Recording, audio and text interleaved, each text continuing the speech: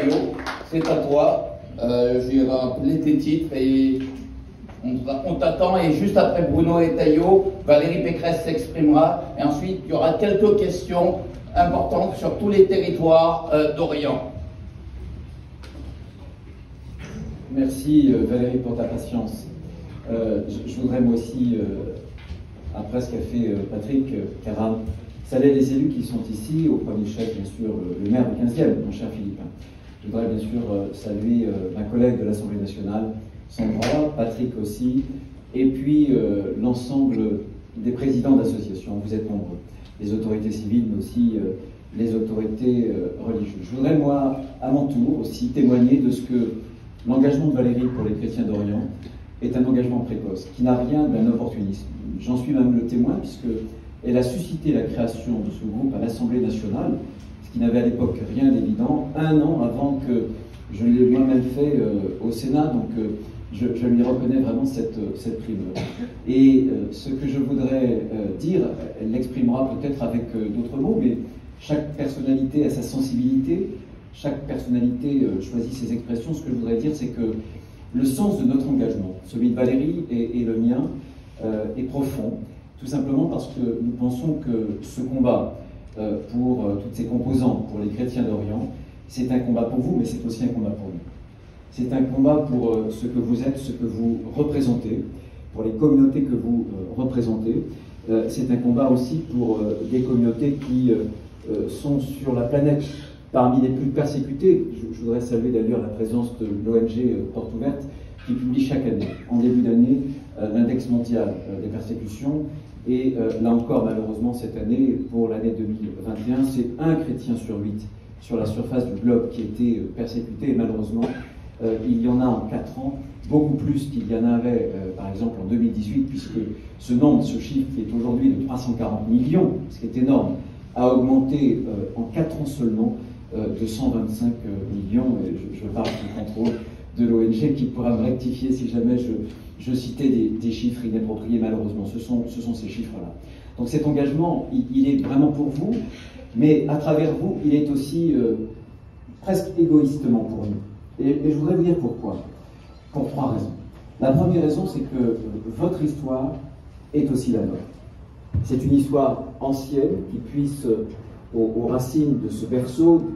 Philippe soulignait qu'il ne doit pas être aujourd'hui un tombeau, mais des racines extrêmement profondes, extrêmement anciennes. Une histoire non seulement ancienne, mais une histoire douloureuse, marquée par des crimes, par des massacres, par des génocides, dans toutes ces terres géographiques qui a porté le christianisme. Et c'est aussi une histoire qui est la nôtre parce que nous avons une responsabilité particulière de protection des chrétiens d'Orient. Saint-Louis en avait déjà parlé. Eh bien, cet acte avait été renouvelé au XVIe siècle, comme vous le savez, par les capitulations. Et ce rôle de la France est un rôle qui nous définit notre État à nous, qui nous définit en tant que Français. Non seulement ce sont nos racines, mais c'est aussi une part de notre histoire. La deuxième raison, c'est que ce combat, c'est le nôtre parce que c'est le combat pour la paix. C'est le combat pour la concorde. Je pense que ça a dû compter pour Valérie, mais à la source de mon engagement, il y a la guerre. La guerre dont on parle tant aujourd'hui, mais c'était 2014, c'était bien sûr Daesh qui voulait imposer son califat. Ça a été très vite les menées de la Turquie avec l'Arménie, et puis la guerre sur notre territoire aussi avec le terrorisme. Mon engagement, sa source, c'est bien entendu la guerre. Et je pense profondément que les chrétiens, là où ils se trouvent, et notamment en Orient, sont des espoirs de paix. Ce sont des vecteurs de paix à double titre. D'abord parce qu'on ne dira jamais assez combien les chrétiens en Orient, où qu'ils se trouvent, est constitué dans l'histoire du monde des passerelles entre différentes communautés. Et aujourd'hui encore, on le voit notamment avec le réseau des écoles au Moyen-Orient et notamment au Liban, ce sont des écoles qui accueillent toutes les confessions. Et ce sont quasiment les seules écoles qui accueillent toutes les confessions, et je veux le redire. Et là où les chrétiens sont persécutés, alors les autres communautés, yézidis, mais aussi chiites quand on est en pays sunnite, ou sunnites quand on est en pays chiite, sont aussi persécutés. Et ça, je veux le dire très solennellement parce qu'on l'oublie. Et nous devons aussi le redire et en être fiers. Et puis ils sont un facteur de paix parce que nous portons une belle idée, vous voyez, qui est l'idée de la concorde civile à travers la citoyenneté. J'ai encore en tête le message que nous avait adressé au moment où nous avions organisé au Sénat un colloque, le cardinal Sacco, qui disait mieux que quiconque ce que pouvait représenter dans ces sociétés fracturées, multifracturées, partant de guerres civiles, partant de massacres, ce que représente la citoyenneté. La citoyenneté comme une possibilité, comme une chance, au moins dans l'espace public, de tenir les affiliations, les appartenances religieuses dans la sphère privée et de faire prévaloir dans la sphère publique, justement, cette idée de la concorde civile que porte l'idée de la citoyenneté. C'est ce que je voulais vous dire. Et pour terminer, la troisième raison de cet engagement, qui est à la fois un combat pour vous, mais aussi pour nous, c'est tout simplement parce que vous nous ouvrez les yeux et vous nous obligez peut-être à renouveler des engagements qui sont les nôtres pour nos racines et pour notre civilisation. Il y a quelques semaines, il y a quelques mois, il y a eu deux événements suscités par la Commission européenne. D'un côté, une commissaire européenne qui voulait absolument qu'on ne fête plus Noël, sous prétexte que le seul fait de se souhaiter Noël puisse constituer une discrimination vis-à-vis de ceux qui ne professent pas la religion chrétienne en Europe. Et après, le Conseil de l'Europe avait, vous vous souvenez, édité des affiches avec une jeune femme, avec le voile, où il y avait comme baseline, comme titre, la liberté est dans le hijab. Eh bien, ces deux actes... Oui, il y a mon nom. Je m'en vais. Il y avait mon nom. Est-ce que c'est possible de ne pas couper le son?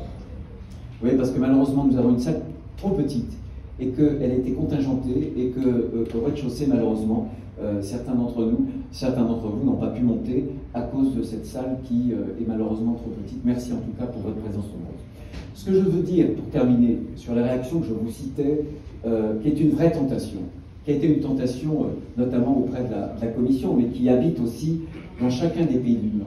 Cette tentation, c'est la tentation de la négation de ce que nous sommes, de nos racines, de notre civilisation. Et vous voyez qu'il ne faut pas être grand clair pour voir apparaître une forme de parallélisme. D'un côté, il y a la négation de ce que nous sommes, de notre identité, et notamment civilisationnelle, et de l'autre côté, il y a donc la tentation du rien, du vide, et de l'autre côté, il y a une tentation de la radicalisation d'autres confessions. C'est ça qui est important, et je pense que vous nous obligez à ouvrir les yeux précisément, et vous portez cette fierté qu'il nous faut nous réapproprier, je crois, en tout cas dont il faut nous rappeler.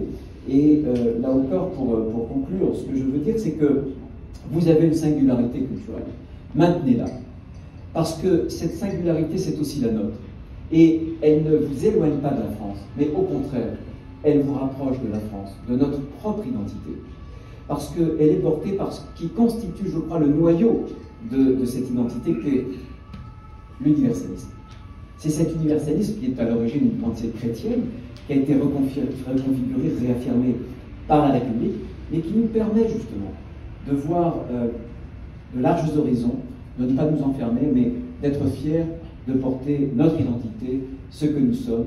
Et ce que nous sommes, c'est justement ce principe universel avec la France qui a su si bien accorder ce qu'il y a de singulier dans chaque être humain et ce qu'il y a aussi et en même temps d'universel dans tous les êtres humains. Merci de votre attention.